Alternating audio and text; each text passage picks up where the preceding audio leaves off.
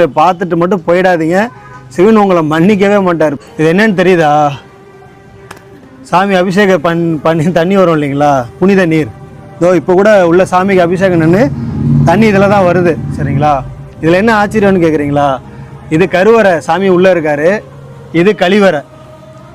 அது சண்டிகேஸ்வரர் சன்னதின்னு சொல்லப்படுது. சரிங்களா? அவ்வளோ மனவேதனையாக இருக்குங்க. முடிஞ்சால் பகிருங்க. இந்த காணொலியை பார்த்துட்டு மட்டும் போயிடாதீங்க.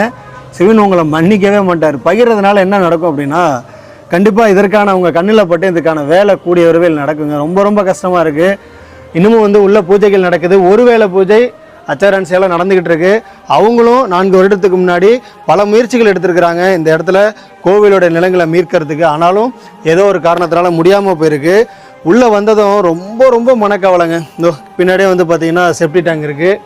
அப்படியே இங்கே பார்த்தீங்கன்னா கழிவறை, குளியலறை. இதில் என்ன கொடுமைனா, இங்கே பாருங்கள், இதுதான் சண்டிகேஸ்வரி சன்னதி. தெரியுதுங்களா உங்களுக்கு தெளிவா?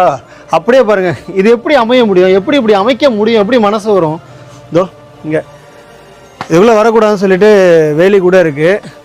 மயிலாடுதுறை மாவட்டம் தரங்கம்பாடி வட்டம் நீலவேலி அப்படிங்கிற இடத்துல இருக்கிற நீலவேலி சிவனாலயம்.